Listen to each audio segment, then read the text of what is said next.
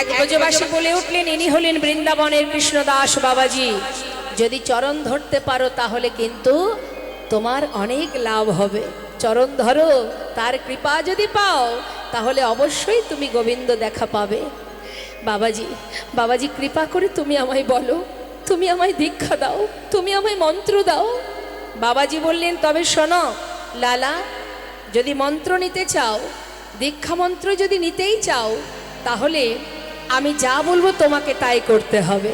বেশ, আমায় কি করতে হবে বাবাজি? শোনো, দীক্ষা যখন তখন দেওয়া যায় না, তার একটা উপযুক্ত সময় লাগে। মন চাইলে দীক্ষা হবে না, আগে কর্ম করো।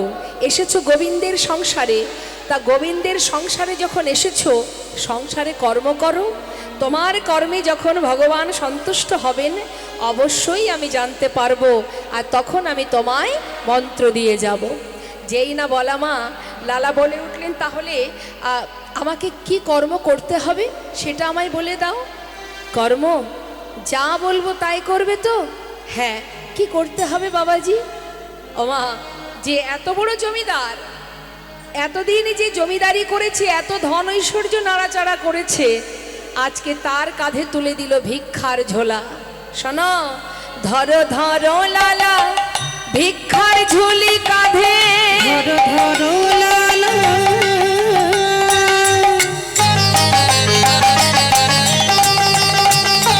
ভিক্ষার ঝুলি কাঁধে, তুমি ঘুরে এসো দ্বারে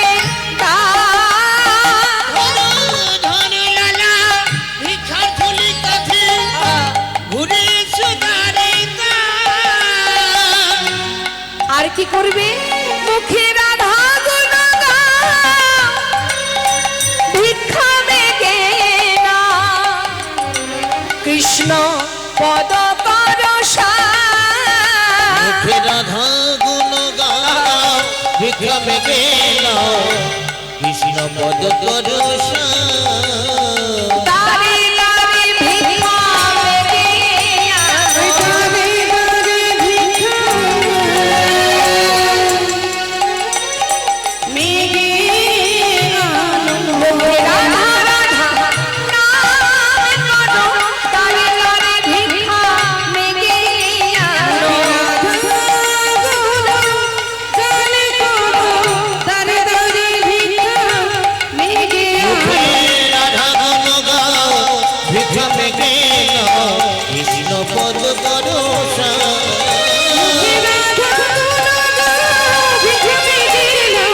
কৃষ্ণ পদ করো ওমা, দাঁড়ে দাঁড়ে ভিক্ষা করে প্রতিদিন ওই বাবাজির কথা মতো। কিন্তু হঠাৎ একদিন তার পরিবারের সঙ্গে বৃন্দাবনে দেখা হয়ে গেল। তার সন্তান, তার স্ত্রী, তারা বৃন্দাবনে গেছেন। কেন? তার নিজের মানুষকে দেখবে বলে। এসে দেখছে কি, কাঁধে ভিক্ষার ঝোলা। কাত্যায়নী কাঁদছে মা, যে স্বামীর এত টাকা পয়সা, ধন ঐশ্বর্য, মস্ত বড় জমিদার, এত ধন সম্পদের মালিক যিনি, আজ তার কাঁধে ভিক্ষার ঝোলা দেখে কাত্যায়নী কেঁদে বলছে, স্বামী স্বামী, তোমার এই বেশ আমি সইতে পারছি না, তুমি ফিরে চলো স্বামী, তুমি ঘরে ফিরে চলো। লালা বলে উঠলেন, কাত্যায়নী আমি আর কোথায় যাব বলো?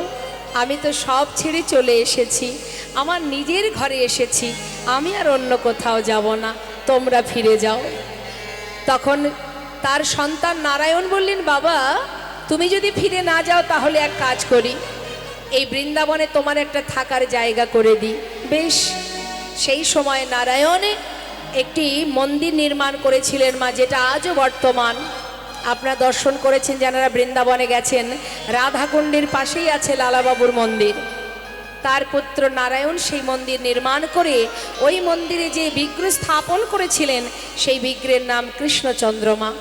সেই বিগ্রহ স্থাপন করেছিলেন ঠিকই, সেখানে থাকতেন লালা, কিন্তু লালা নিজে হাতে কোনোদিন ভগবানের সেবা দিতে পারতেন না মা, কারণ তার তো দীক্ষা হয়নি। দীক্ষা না হলে কি করে ভগবানের সেবা দেবে? এখান থেকে আপনারাও বুঝে নেবেন, আমাকে আর ভেঙে বোঝাতে হবে না যে দীক্ষা অবশ্যই প্রয়োজন। দীক্ষা না হলে গলায় যদি তুলসীর মালা পরিধান না করেন, ভগবান তুলসী ছাড়া কিছুই গ্রহণ করেন না। হরি বল। এটা আপনারা জানেন যে ভগবানকে ভোগ দিতে গেলে সেই পাত্রে তুলসী পাতা দিতে হয়, তাই না? তাহলে তুলসী ছাড়া তিনি যদি কোনো কিছুই গ্রহণ না করেন, আমার অঙ্গে যদি তুলসী না থাকে, তাহলে আমাকেই তো তিনি গ্রহণ করবেন না। হরি বল। তাই অবশ্যই মন্ত্র নিতে হবে, গুরু কৃপা লাভ করতে হবে। তা লালা কিন্তু মা দীক্ষা পায়নি বলে সে কিন্তু ভগবানের সেবা দিতে পারে না। তাই মন্দিরে এক পূজারী রেখেছে ওই মন্দিরে ভোগ নিবেদনের জন্য। আর এটাই তার দুঃখ মনে যে আমি কেন তাকে নিজে হাতে সেবা দিতে পারি না, আমার অপরাধটা কোথায়? প্রতিদিন ভিক্ষা করে বটে, কিন্তু নিজে হাতে সেবা দিতে পারে না। আর পূজারী যখন মন্দিরে ভোগ নিবেদন করে, আরতি করে, লালা মন্দিরের বাইরে দরজায় বসে বসে ভগবানের দিকে তাকিয়ে থেকে চোখের জলে বুক ভাসিয়ে কাঁদে। হরি বল, হরি বল। কাঁদে আর বলে, আমি কেন তোমায় সেবা দিতে পারি না প্রভু? কি আমার অপরাধ? একটিবার বলে দাও। তুমি যদি বৃন্দাবনে থেকে থাকো তবে আমার ডাকে একবার সাড়া দাও। কতদিন পর, কবে আমি তোমায় নিজে হাতে সেবা দেব? তুমি একবার বলো প্রভু। এইভাবে প্রতিদিন মন্দিরের দরজায় বসে বসে ভগবানের আরতি দর্শন করে আর মনের দুঃখ জানায়। হঠাৎ পূজারীকে ডেকে বলছে, পূজারী জানো পূজারী, আমি তো প্রতিদিন ভিক্ষায় যাই, আজ আর ভিক্ষা করতে ভালো লাগছে না। পূজারী আমি একটু ওই যে সম্মুখে গুহা আছে, ওই গুহায় বসে বসে একটু ভজন করব, তুমি আমাকে একটু প্রসাদ দিয়ে এসো, কেমন? ঠিক আছে। লালা কিন্তু আর ভিক্ষায় যায়নি মা। সে কি করেছে, ওই গুহার মধ্যে গিয়ে বসে বসে ভজন করছে। আজ আর ভিক্ষা করব না, গুহার মধ্যে বসে ভজন গাইব, প্রভুর নাম করব। আর বসে বসে প্রতিজ্ঞা করে ফেলেছে। মা কি প্রতিজ্ঞা? দয়াময়, শুনেছি নাকি তোমাকে যদি কেউ ডাকার মতো ডাকে, তুমি নাকি তার ডাকে সাড়া দাও। এ কথা যদি সত্য হয়, এই গুহার মধ্যে আমি প্রতিজ্ঞাবদ্ধ হলাম, যতদিন তোমার দেখা না পাবো আমি আর গুহা থেকে বাইরে বেরোবো না। এই তো ভক্ত মা, ভক্তই পারে ভগবানের কাছে জোর খাটাতে। আমি তো ভক্তই হতে পারলাম না, তাহলে তার কাছে জোর খাটাবো কি করে, তাই না? কঠিন প্রতিজ্ঞা। আমিও দেখতে চাই তুমি আমার ডাকে সাড়া না দিয়ে কেমন করে দূরে থাকতে পারো। বসে আছে, ভজন করছে, দেখা দাও আমি কেমন করে ডাকিব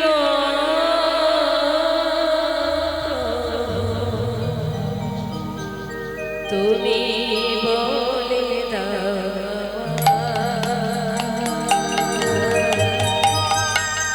বলে দাও আমি কেমন করে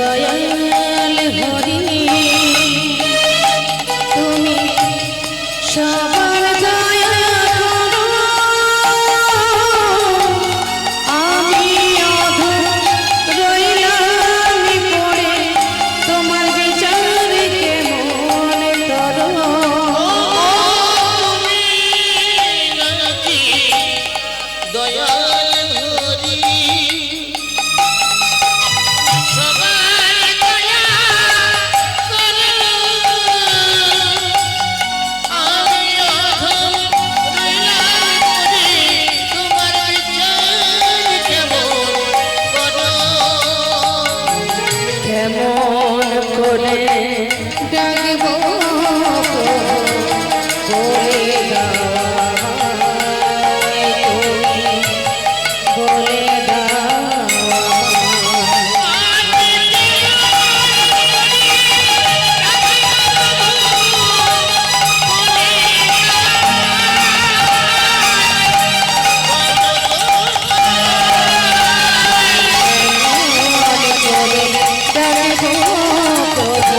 বলে দাও আমায় তুমি, বলে দাও ভক্ত কঠিন প্রতিজ্ঞা করে ভজনে বসেছে গুহার মধ্যে, আর এদিকে ভগবানের চিন্তা পড়ে গেছে মা। কারণ ভক্ত যদি প্রতিজ্ঞা করে বসে, ভক্তের বোঝা ভগবানই বয়। ভগবানের মাথায় চিন্তা পড়ে গেল। সে এবার চিন্তা করতে শুরু করলেন যে ভক্ত যে কঠিন প্রতিজ্ঞা করে বসে আছে, তাকে সেখান থেকে বাহির করতে হবে। কি করে বাহির করবে? মন্দিরের পূজারী ভোগ নিবেদন করে ভোগের প্রসাদ নিয়ে যেই না মন্দির থেকে বেরিয়েছে, হঠাৎ ঝড় বৃষ্টি শুরু হয়ে গেছে। আর যেই বৃষ্টি শুরু হয়ে গেছে, পূজারী ভাবছে এত বৃষ্টিতে যাওয়া যাবে না, প্রসাদের থালাটা রেখে ভিতরে ঢুকে গেছে, বৃষ্টি বন্ধ হোক তারপরে যাব। কিন্তু বৃষ্টি তো আর বন্ধ হবে না মা। এই সুযোগেই ভগবান কি করলেন, যেই না পূজারী মন্দিরে ঢুকে গেছে, তাড়াতাড়ি করে ভগবান কৃষ্ণচন্দ্র তিনি পূজারী রূপ ধারণ করে সেই প্রসাদের থালাটা হাতে করে নিয়ে বৃষ্টি মাথায় ভিজতে ভিজতে এবার গুহার মধ্যে ঢুকছে। তার বেশটা কি? পূজারীর বেশ, যাতে লালা চিনতে না পারে। যেহেতু তার দীক্ষা হয়নি, তাই তো তার দেখা দেবেন না তিনি, তাই পূজারী রূপ ধরে তিনি যাচ্ছে। আর এদিকে মনের সুখে প্রতিজ্ঞাবদ্ধ হয়ে ভজন করছে, ভজন গাইছে, প্রসাদের থালায় প্রসাদ দিয়ে ডাকছে গুহার মধ্যে গিয়ে, লালা কে? আমি। তুমি প্রসাদ খাবে না? এই দেখো প্রসাদ এনেছি, নাও প্রসাদ খেয়ে নাও। লালা প্রসাদ খেলো, আবার ভগবান চলেও গেলেন মা। যেই না বৃষ্টি বন্ধ হয়ে গেল, ভগবান চলে যাওয়ার পর বৃষ্টি থেমে গেল। আর বৃষ্টি থামার সাথে সাথে মন্দিরে যে প্রকৃত পূজারী সে ভাবছে তাই তো লালা না খেয়ে আছে, প্রসাদ দিতে হবে। এবার বাইরে এসে দেখছে যে থালাতে প্রসাদ ছিল, সেখানে আর প্রসাদ নেই। নিশ্চয়ই কোনো ভক্ত নিয়ে গেছে, যা তাতে আর কি আছে, আরও তো মন্দিরে আছে, একটু দিয়ে আসি। এই মনে করে এবার মন্দির থেকে কিছুটা প্রসাদ আবার একটা পাত্রে নিয়ে এবার যাচ্ছে, গুহার ভিতরে ঢুকছে। আর দেখছে লালা আপন মনে বসে বসে ভজন গাইছে, নাম করছে, রাধে কৃষ্ণ গোবিন্দ গোপাল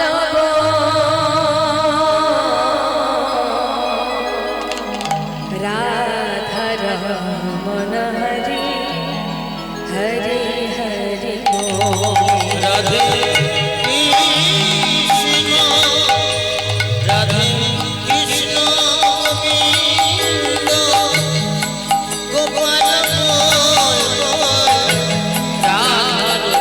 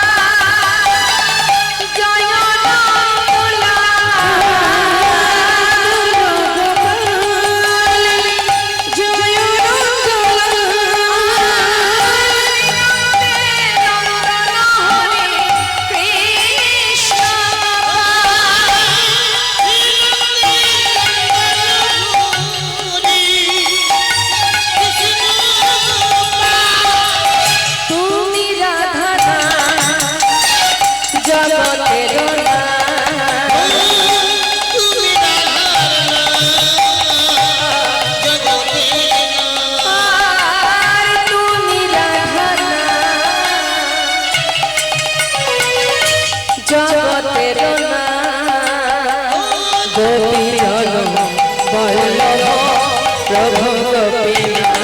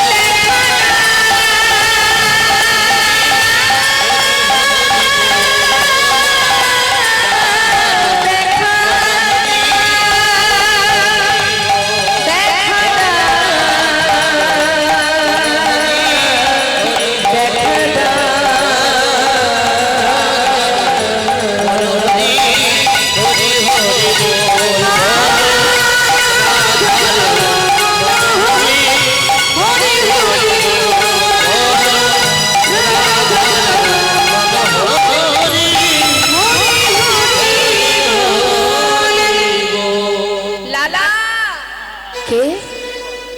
লালা কে? আমি পূজারি। তুমি প্রসাদ খাবে না? প্রসাদ আমি তো খেয়েছি। খেয়েছো? খেয়ে দিয়েছে তোমায়? কেন? তুমি তো এসেছিলে, আমাকে প্রসাদ দিলে, আমি প্রসাদ খেলাম, তুমি চলে গেলে, আমি প্রসাদ দিয়েছি? লালা না না, আমি তো আসিনি, এই তো সবে এলাম, আমি এই প্রথম এলাম। কি বলছো পূজারি? তুমি কি বলছো? বিশ্বাস করো, ঠিক তোমার মতো দেখতে, তোমার মতো বেশ, তোমার মতো কণ্ঠস্বর। আমি তো ভেবেছি তুমি এসেছিলে, তুমি প্রসাদ দিয়েছো আমার। লালা বিশ্বাস করো, আমি তোমার কাছে আসিনি, আমি তোমায় প্রসাদ দিইনি লালা। পূজারি তুমি কে এসেছিল? পূজারি তুমি বলে দাও। লালা সে এসেছিল তোমার কাছে, তার কৃপা হয়েছে লালা, তার কৃপা হয়েছে, কিন্তু তুমি তাকে চিনতে পারলে না। পূজারি কে? কার কথা বলছো তুমি? বলো না পূজারি, তুমি কার কথা বলছো? কে এসেছিল আমার কাছে? কে আমায় প্রসাদ দিয়ে গেল? পূজারি কে সে? এখনো বুঝতে পারছো না? মিছে কেন পুছো মোরে, আমার বলার কিছুই না। মিছে কেন পুছো মোরে, আমার বলার কিছুই নাই। যে যারে পরাণ তিনি সবার অন্তরে সে রয়। যে যারে পরাণ তিনি সবার অন্তরে সে যে রয়। মিছে কেন পুছো মোরে, আমার বলার কিছুই নাই। মিছে কেন পুছো মোরে, আমার বলার কিছুই নাই। আমার বলার কিছু না, আমার বলার কিছু না, আমার বলার কিছু না।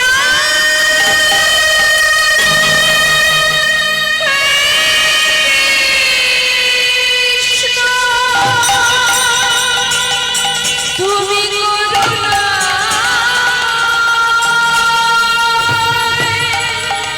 তুমি করুণা, করুণা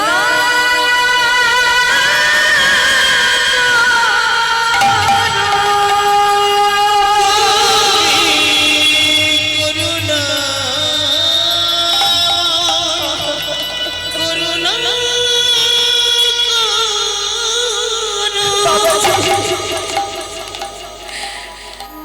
জমিদার লালা গুহা থেকে বাইরে বেরিয়ে ছুটতে ছুটতে বাবাজির কাছে, বাবাজি বাবাজি বাবাজি, তুমি জানো বাবাজি, তাকে কাছে পেয়ে আবার হারিয়ে ফেলেছি।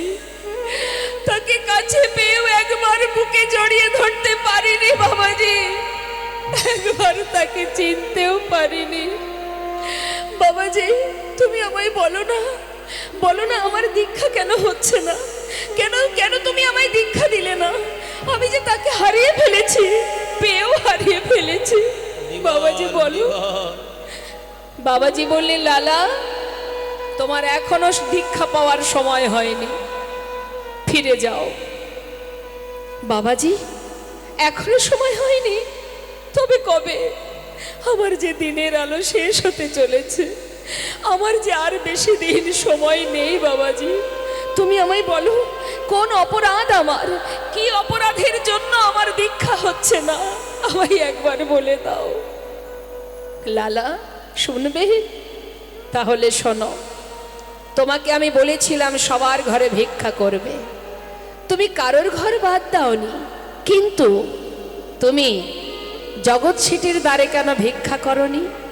যাও, যত সময় তার ঘরে গিয়ে নত মস্তকে ভিক্ষা না করবে, আমি তোমায় মন্ত্র দেব না। বেশ, বহুদিনের পুরানো দ্বন্দ্ব ছিল তাদের সঙ্গে, তাই আমি যাইনি তার ঘরে। আজ তো তুমি জমিদার নও, তাহলে দ্বন্দ্ব কেন থাকবে? লালা, যাও, গলবস্ত্রে তার বাড়ি থেকে ভিক্ষা করে নিয়ে এসো। গলায় বস্ত্র নিয়ে জগৎ শেঠের দ্বারে গেলেন মা। ভিক্ষাং দেহি।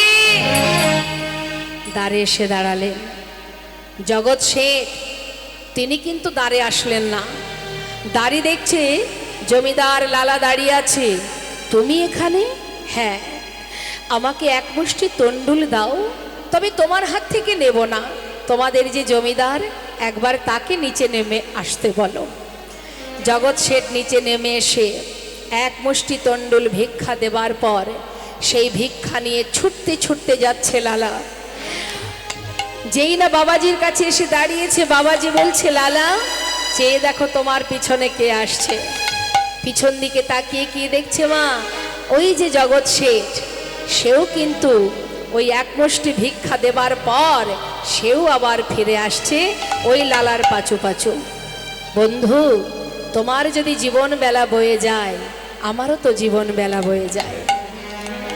এবার বাবাজি দুজনকে, লালাকে আর জগৎ শেঠকে মন্ত্র দিলেন। মন্ত্র দেবার পর তারপর তারা কৃষ্ণ দর্শন পাওয়ার আশায় যমুনায় যখন ঝাঁপ দিতে যাচ্ছে, অনাদি আদি গোবিন্দ এসে দাঁড়ালেন আর দুজনে গোবিন্দ পাদ পদ্ম লাভ করলেন। জয় রাধে। আমাদের পরবর্তী দল এসে গেছে, তাই ছোট্ট করে আমরা একটা রূপের পদ গাইব। 2 লাইনের একটি পদ গেয়ে তারপরে আমরা লীলাকে বিশ্রাম রাখব। চিকন কালা গলায় মালা, বাজলো নূপুর পায়, সখী রে বাজলো নূপুর পায়। চিকন কালার গলায় মালা, বাজলো নূপুর পায়, সখী রে বাজলো নূপুর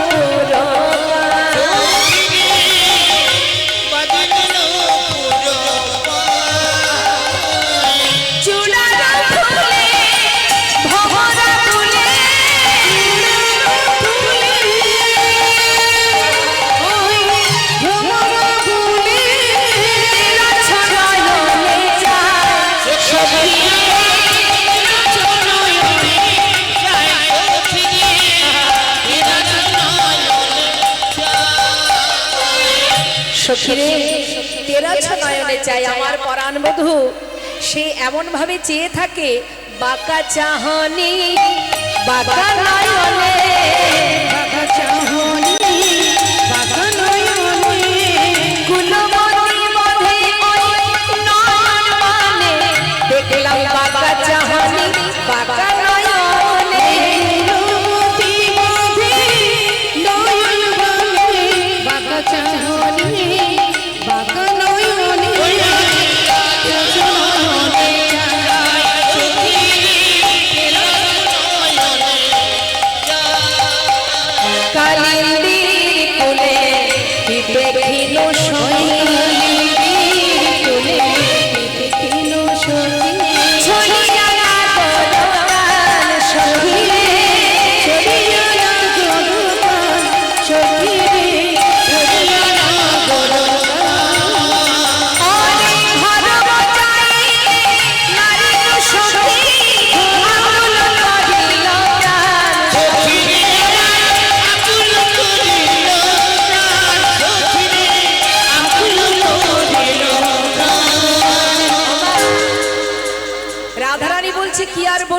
আমার বধূর নয়ন বাঁকা আর মাথার চূড়া বাঁকা, চূড়ার ফুলে ভরা ফুলে ওরে চূড়ার ফুলে ভরা ফুলে তেরা নয়নে চাঁদ সখী রে তেরো নয়নে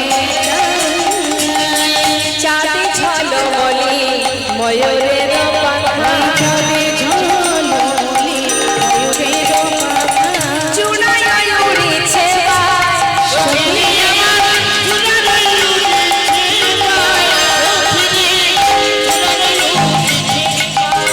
আবার ঈশান হাসিয়া মহাভাসী, ঈশান একটু বাঁকা।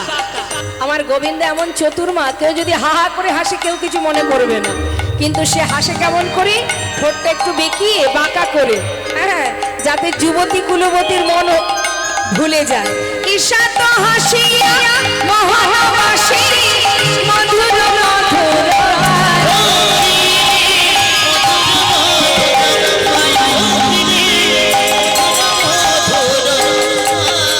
সখী আমায় পাগল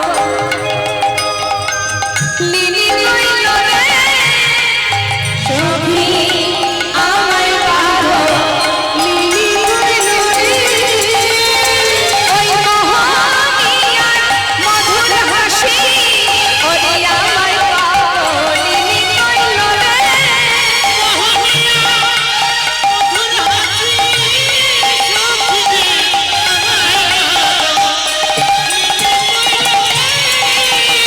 ওই ঈশান হাসিয়া মহাভাসী আকুল মধুর বাজ, সখী রে